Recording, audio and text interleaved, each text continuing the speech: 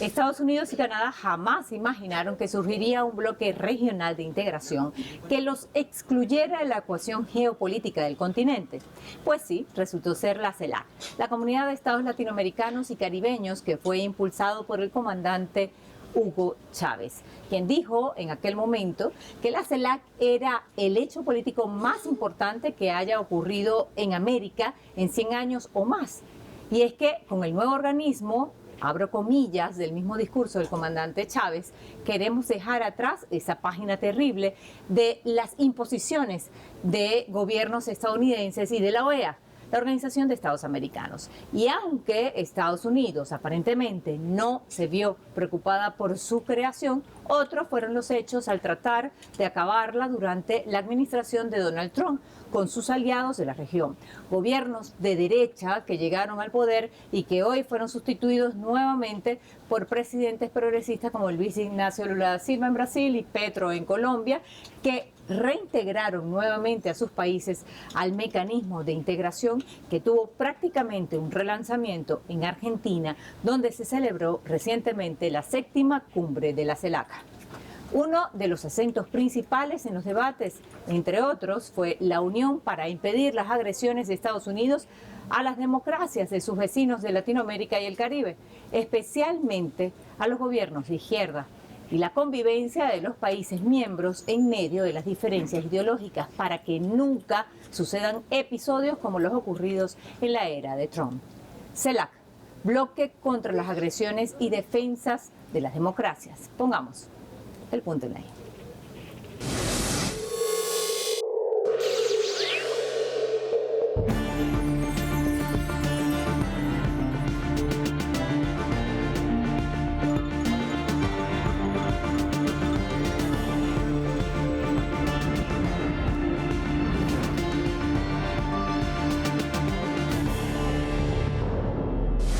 Los 33 estados integrantes estuvieron presentes en Buenos Aires, sede de la reunión, donde Argentina finalizó su presidencia pro tempore.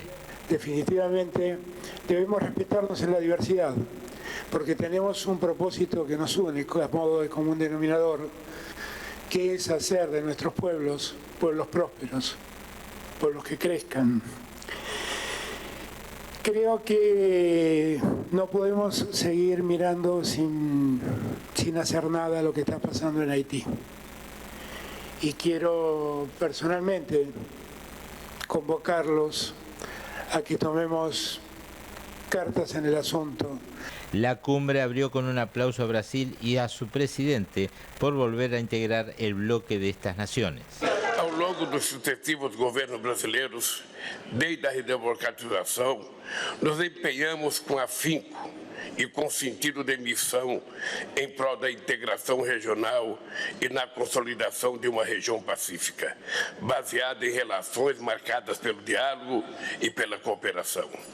A exceção lamentável foram os anos recentes, quando o meu antecessor tomó la inexplicable decisión de retirar al Brasil de la CELAC. A través de un mensaje grabado, el presidente de la República de Venezuela se sumó a los discursos de la cumbre ante el accionar de la derecha local para evitar que viajara a Buenos Aires. Hubiera querido estar físicamente, directamente, en el sitio de los acontecimientos. Como siempre hemos estado, como siempre vamos a estar.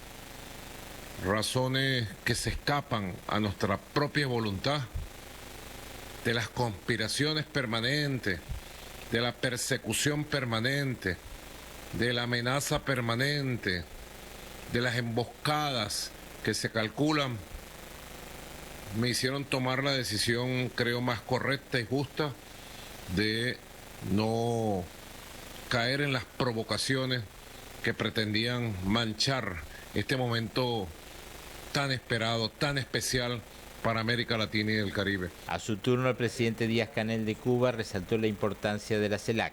Nos une y convoca la indispensable integración latinoamericana y caribeña, en este mecanismo diverso e inclusivo, sustentado en una profunda vocación de independencia. En Washington persiste el empeño de dividirnos, estigmatizarnos y subordinarnos a sus intereses a casi 200 años de promulgarse la doctrina Monroe. Otro de los temas excluyentes de la reunión fue la situación sociopolítica del Perú y allí el presidente de Colombia también fijó su posición. Mi pregunta es, ¿por qué el presidente Leguía popularmente está preso si no hay sentencia de juez penal en su contra? Y perdió los derechos políticos él y sus electores. Ahí abiertamente hay una ruptura del sistema interamericano de derechos humanos. Luego del traspaso de la presidencia pro tempore de la CELAC, el canciller argentino se refirió a los logros de la gestión.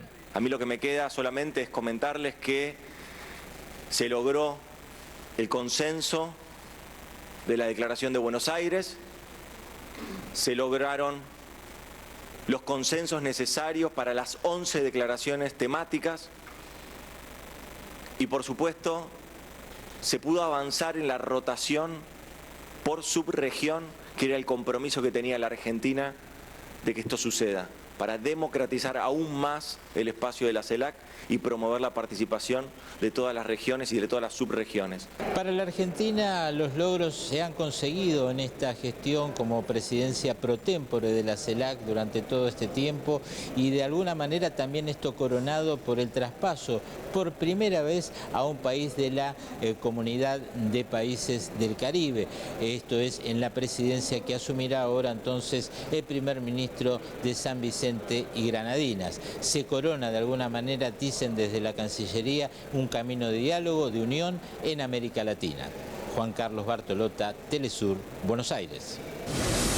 No en vano nació la CELAC en Estados Unidos. Recientemente la jefa del Comando Sur, Laura Richardson, desnudó sin filtros y descaradamente lo que siempre se ha denunciado desde los países de Latinoamérica y el Caribe: el interés de Estados Unidos por los recursos naturales y energéticos de la región, que conciben como su proveedor principal, mejor dicho, su patio trasero. Y para robarlos son capaces de todo. Esos recursos naturales forman parte de su seguridad nacional y para proteger sus intereses deben invadir, promover golpes de estados, desestabilizar, lo que ellos llaman defender las democracias, que no es más que saquear las riquezas para mantener su economía y dominio geopolítico. Es decir, yo soy la gran potencia y ustedes, pequeños países de Latinoamérica y el Caribe, mis esclavos y súbditos. Y esto no es una retórica, lo dijo la jefa del Comando Sur, que sin duda generó reacciones en la CELAC. Esta región es tan rica en recursos, elementos de tierras raras, el litio. El triángulo del litio está en la región. Hay muchas cosas que esa región tiene que ofrecer. Necesitamos una estrategia. No podemos estar por aquí y por allá. Tenemos una serie de elecciones importantes que se vienen o que acaban de celebrarse y tenemos que continuar estando pendientes de esta región. Las nuevas tecnologías han apostado a un tipo de energía distinta a la petrolera, ya que el uso de este hidrocarburo ha causado un alto grado de contaminación en el medio ambiente. Empresas tecnológicas comenzaron a utilizar el litio como materia prima para la producción de vehículos eléctricos, computadoras portátiles y teléfonos celulares, entre otros aparatos de uso doméstico. Este emprendimiento tecnológico se basa en la producción de baterías de litio. En la actualidad ha crecido la demanda de este recurso natural a nivel global. Las mayores reservas de litio del mundo se encuentran en América Latina, en el famoso Triángulo de Litio, ubicado entre Chile, Argentina y Bolivia. Juntos poseen el 85% de las reservas. De ellos, Bolivia es el país con la mayor cantidad de litio, con 21 millones de toneladas métricas. En el gobierno del presidente Evo Morales Ayma, en Bolivia, se nacionalizó este recurso, lo que mejoró considerablemente su economía interna e incrementó su Producto Interno Bruto. Generó una mejora en la calidad de vida de su población a través de programas sociales que hoy continúan con el gobierno de Luis Arce. Yo creo que es muy importante que los países de la CELAC nos demos cuenta de la riqueza que tenemos, no solamente en recursos naturales, en tecnología, tenemos minerales que son estratégicos para hoy en día.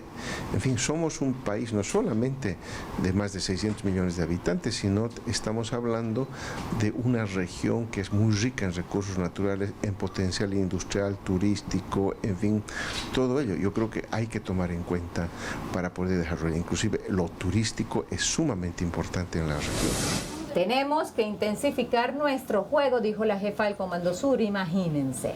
¿Y qué significa eso? Más golpes de Estado, desestabilizaciones y pares de contar y querer sacar del poder a presidentes como el de Venezuela, Nicaragua, Bolivia y cuidado ahora con Brasil. No es que esos gobiernos les preocupen tanto porque sean dictadores, antidemocráticos, violadores de los derechos humanos, etcétera, como han creado la narrativa alejada de la realidad, sino que allí hay riquezas y esos gobiernos progresistas están dispuestos a defenderlos con soberanía, y esto sí que no les gusta para nada a Estados Unidos. Ante semejante amenaza y declaración prácticamente de guerra, uno de los temas que más preocupó a los presidentes que asistieron a la CELAC está relacionado con los recursos naturales de la región que siempre han estado en la mira de los Estados Unidos.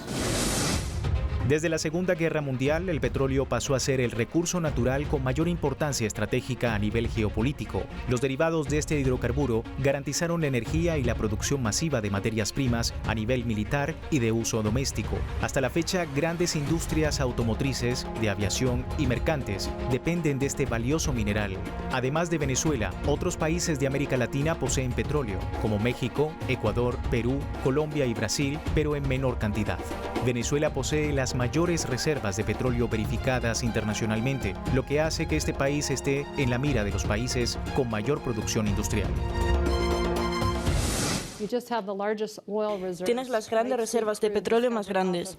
Crudo, ligero y dulce descubierto en Guyana hace más o menos un año. También tienes los recursos de Venezuela con petróleo, cobre, oro. China recibe el 36% de su comida de esa región. Uno de los puntos que unifica a gobiernos y organizaciones sociales es la preocupación por dos principios básicos: la democracia y la soberanía, que son golpeados permanentemente por Estados Unidos para robar los recursos que siempre han sido del interés de Estados Unidos, tal y como lo dijo la jefa del Comando Sur.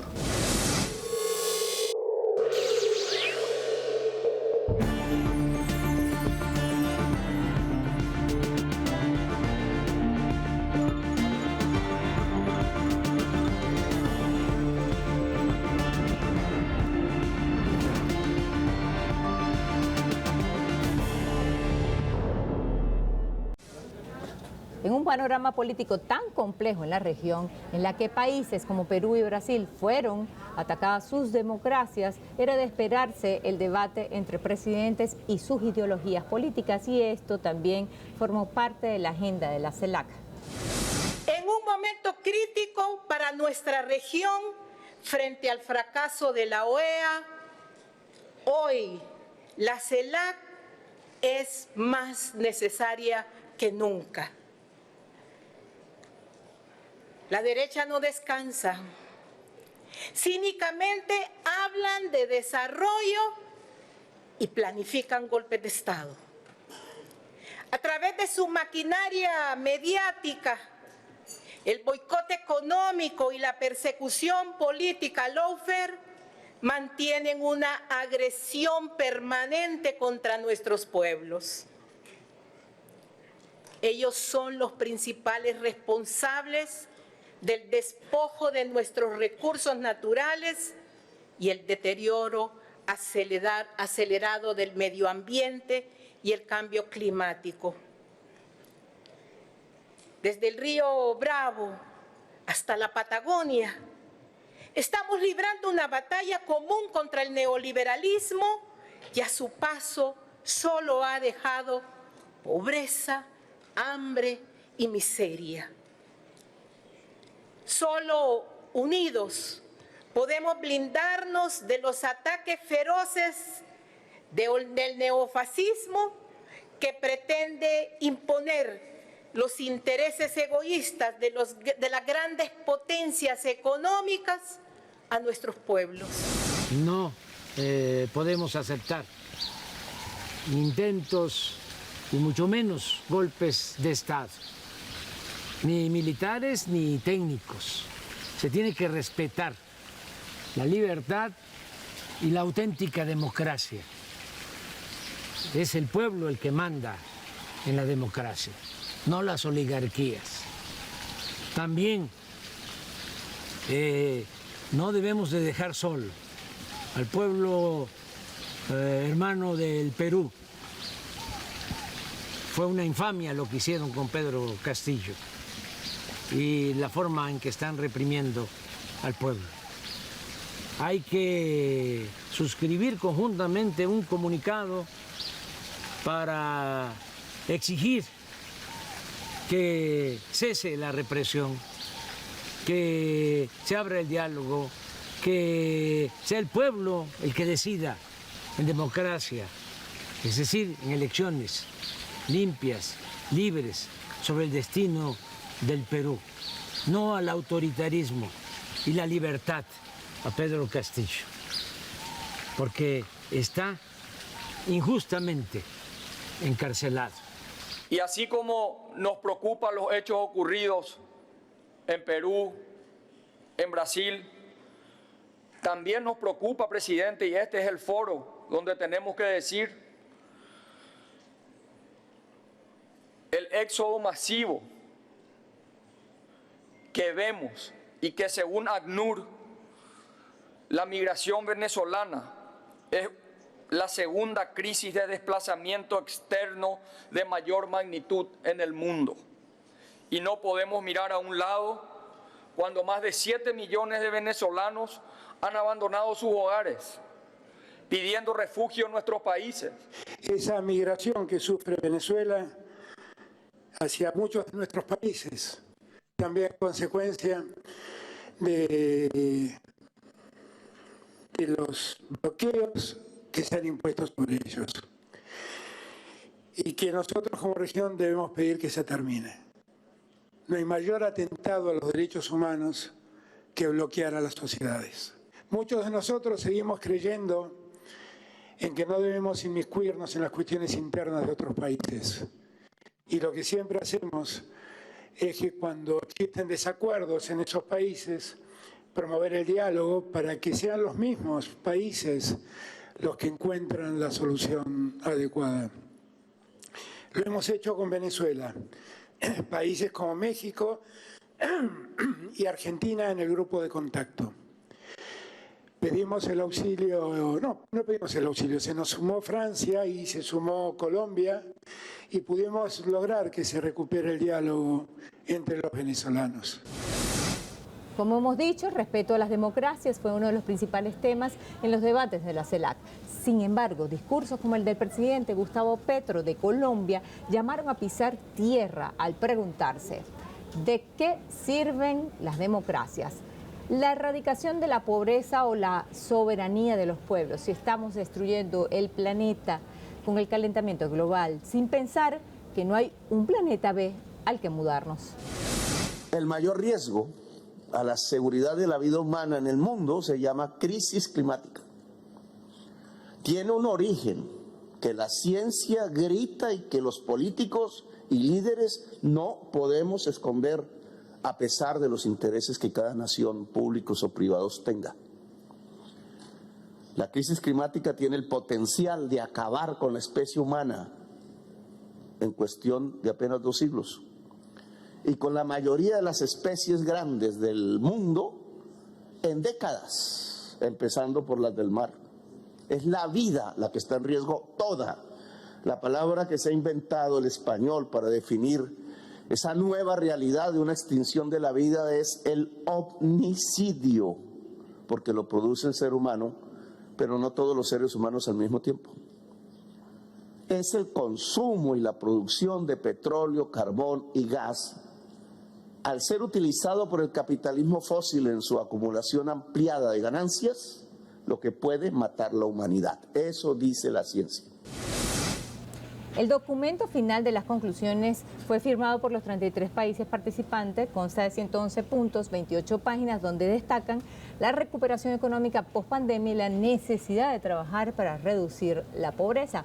Pero en esta cumbre no solo participaron jefes de Estado y funcionarios de la región, también un importante número de voceros y voceras de organizaciones sociales que participaron en la llamada CELAC social. ¿Qué pusieron ellos sobre la mesa en esta cumbre? A las conclusiones de los mandatarios se sumaron los pedidos de más de 100 organizaciones sociales y sindicales en la llamada CELAC social. Nosotros decimos que la democracia es democracia participativa, no democracia formal que va y se vota una vez cada 2 o cada 4 años, sino es la participación popular. Y es lo que están pidiendo estas expresiones y organizaciones sociales y movimientos populares a la CELAC, ¿no? Es decir, que la CELAC tenga un capítulo también donde incluya a todos los movimientos sociales y movimientos populares y gremiales. Pero también en el marco de la CELAC, la Asamblea Permanente por los Derechos Humanos en Argentina advierte sobre las maniobras desestabilizadoras de la derecha en la región. La verdad que el fascismo que está incubándose en América Latina es muy grave. Tenemos que construir un discurso que hable de la democracia, que hable de los derechos sociales, que dé respuestas reales a la gente y evitar que crezcan estos grupos fascistas que han llegado hasta atentar a la vida con la vida de nuestra vicepresidenta, de Cristina. Entonces tenemos que recuperar la esperanza y el sueño de una Argentina y de una patria grande, democrática y con profundo sentido social. Cerrando la cumbre, el canciller Santiago Cafiero resaltó la proyección del bloque hacia un mundo multilateral. Para nosotros es un logro haber podido avanzar también en revitalizar los mecanismos extrarregionales, tanto con la India como con China, como con la Unión Europea, explorar el camino de un mecanismo extrarregional con la Unión Africana. Cafiero avanzó aún más y definió a la globalización como un proceso en decadencia. En este tiempo donde la globalización, tal como la conocimos, está en decadencia y se empieza a hablar de la globalización de regiones, a partir de las regiones, creemos que el fortalecimiento de América Latina y el Caribe es esencial para nuestros pueblos. Será San Vicente y Granadinas el próximo escenario, en este caso caribeño, para los presidentes de la CELAC, los que prometieron mayor integración para defender las riquezas y oportunidades de esta región. Fernando Alonso, Telesur, Buenos Aires. Esta cumbre, que se desarrolló posterior a la del cambio climático en Egipto, puso de relieve realidades que afectan a todos los pueblos de la región, pero también fue un grito de alerta de la propia supervivencia. Un mundo multipolar no solo es necesario para aplicar nuevas formas de relacionarse como países, sino para garantizar la vida en el planeta. Lo decía el comandante Chávez en la ONU en su momento y lo defiende el presidente Gustavo Petro ahora. Y hoy es un punto obligatorio de reflexión en todas las reuniones de los organismos internacionales, pero no se ha internalizado. Y aunque este ejemplo que les voy a dar suene muy perverso, ¿de qué valdrían las guerras para garantizar intereses geopolíticos donde se extermina al adversario y la población sufre si se destruye el planeta? ¿De qué valen las amenazas de Estados Unidos a las democracias por robar sus recursos naturales y usa como excusa la defensa de los derechos humanos y la libertad si destruye el planeta? Es decir, serían en vano las guerras, que de hecho no valen la pena, así el planeta no estuviese en riesgo. Serían en vano las luchas más sublimes por la vida, la defensa de las democracias, soberanías y los pueblos, si finalmente se destruye el planeta. Así que, por un lado, la CELAC se unificó contra las agresiones y amenazas, la convivencia en medio de las diferencias, pero también quedó sobre el tintero la preocupación por el cambio climático y la destrucción del planeta. Un tema que sigue siendo secundario a pesar que la sobrevivencia en la Tierra está en cuenta regresiva. Pusimos el punto en ahí. Ya.